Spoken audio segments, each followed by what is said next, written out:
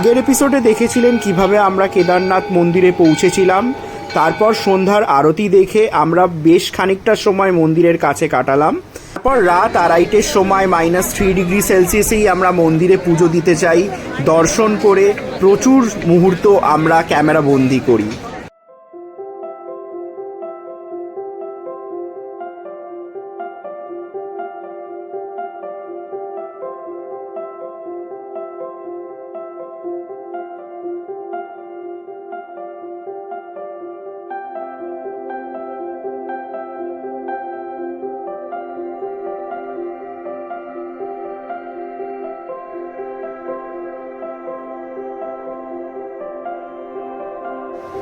ঠান্ডা আর দুশ্চিন্তায় রাতে ঘুম হয়নি, তাই ভোর 5:30টায় বেরিয়ে গেলাম এক অপূর্ব সানরাইজ দেখতে। দাঁড়িয়ে পড়লাম জেনারেল লাইনেই। ভোর 5:30টায় লাইন প্রায় 700-800 মিটার পৌঁছে গেছিল।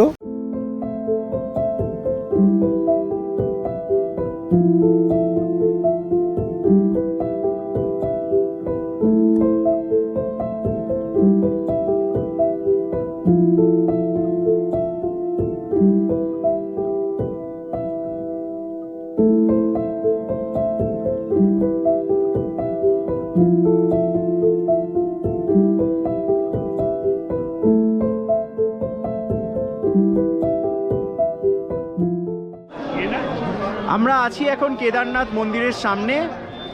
সকালবেলা কেদারনাথ মন্দিরের প্রত্যাশিত ভিড়। জেনারেল লাইন বিশাল লম্বা, আমিও দিয়েছিলাম প্রায় 700-800 মিটার লাইন। আর আপনার পুজো দিতে প্রায় 4 থেকে 5 ঘন্টা লেগে যাবে। এখানে ভিআইপি লাইনেরও ব্যবস্থা আছে, যেখানে ফাস্ট ট্র্যাক করে আপনাকে মন্দিরে ঢোকানো হয়। পার হেড 2100 টাকা করে লাগে ঢোকাতে। আজকে সকালেই আমার শ্বশুরমশাই, আমার শাশুড়ি এবং আমার বাবা এসে পৌঁছেছে। কালকে আসতে পারিনি, আপনাদেরকে বলেছি। তাই ওরা আজকে ভিআইপি লাইন দিয়ে পুজো দিয়ে দেবে, কারণ আমাদের হাতে সময় খুবই কম, আমাদের আজকেই নেমে যেতে হবে। এই হলো ভৈরবের মন্দির, কাল ভৈরবের মন্দির, কেদারনাথ মন্দিরের রক্ষাকর্তা। আমার পেছনে আসে সেই ভীমশিলা, যেটা 2013-র আপদার সময় কেদারনাথ মন্দিরকে বাঁচিয়েছিল।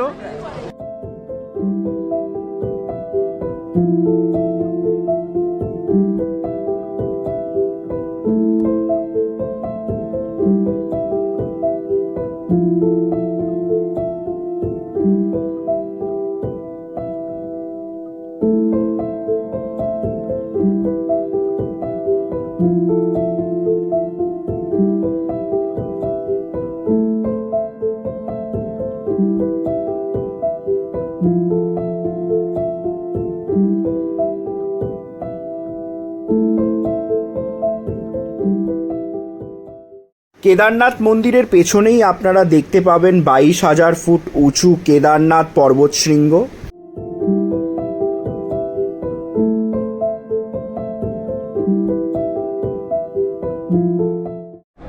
এটা হলো আদি শঙ্করাচার্য সমাধিস্থল, যেটা ঠিক কেদারনাথ মন্দিরের পেছনে।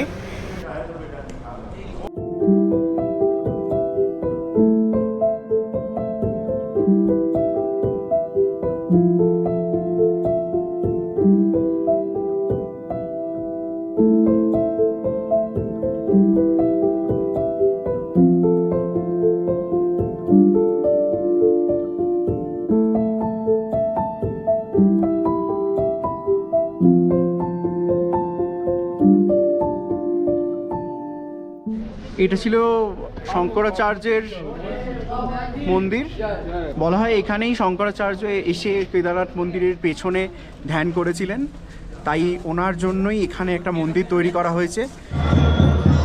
বলো, কেমন লাগলো কেদারনাথ এসে? ভীষণ ভালো লাগলো, দর্শন করতে পেরে, পুজো করতে পেরে তো খুব খুশি হয়েছি। খুব ভালোভাবে আবার দর্শন করেছি, আমরা পুজো দিয়েছি অনেকক্ষণ ধরে। তোমার কেমন লাগলো মা কেদারনাথ এসে?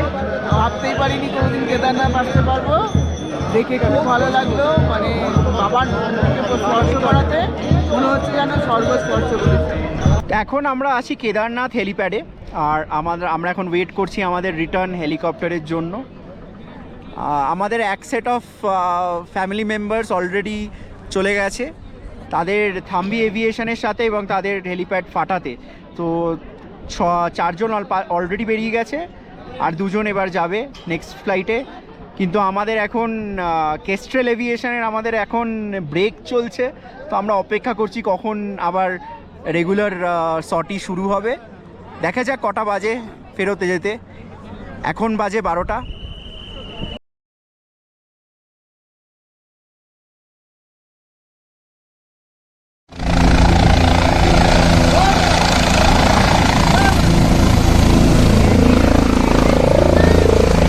By bye Kedarnath, until next time. সেই দিন হেলিকপ্টারে ফিরতে বিশেষ কিছু সমস্যা হয়নি, 12:30টার মধ্যেই আমরা ফিরে এসেছিলাম।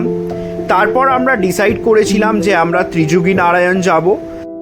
এই ভ্লগে আমি কেদারনাথে থাকার জায়গা কভার করিনি, তার কারণ হলো সেটি থাকার যোগ্য নয়।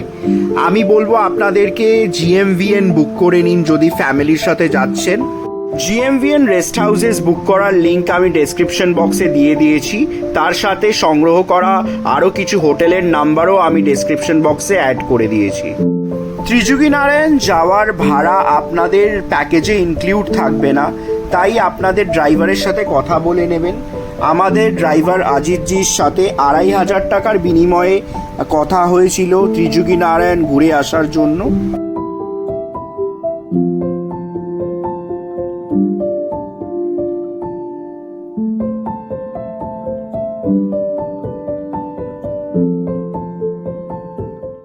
আমাদের বহু প্রত্যাশিত কেদারনাথ ট্রিপ ফাইনালি কমপ্লিট। আমরা নেমে এসেছি ফাটাতে, আর কোনো সমস্যা হয়নি হেলিকপ্টারে। আর তারপর আমরা এসেছি এখন ত্রিযুগী নারায়ণে, যেটা সোনপ্রয়াগ থেকে অ্যারাউন্ড 13 কিলোমিটার। আর যা শোনা যাচ্ছে এখানে আজকে একটা বার্ষিক মেলা হয়, তো এখানকার অ্যাম্বিয়েন্স কেমন সেটা আপনাদের দেখাই।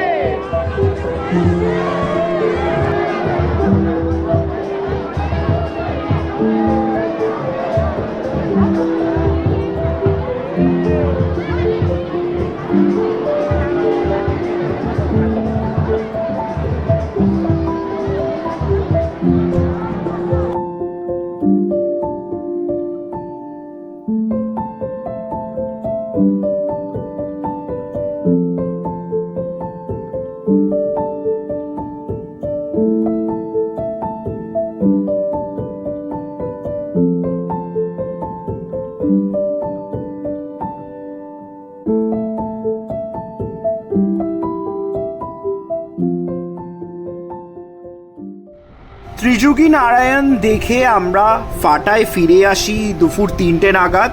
তারপর লাঞ্চ করে আমাদের জিনিসপত্র নিয়ে বেরিয়ে পড়ি। আমরা প্রায় 7টা নাগাদ পৌঁছেছিলাম উকিমাঠে। গাড়িতে একটা সমস্যা দেখা দিয়েছিল, তাই আমরা উকিমাঠেই স্টে করেছিলাম সেই দিন রাতে।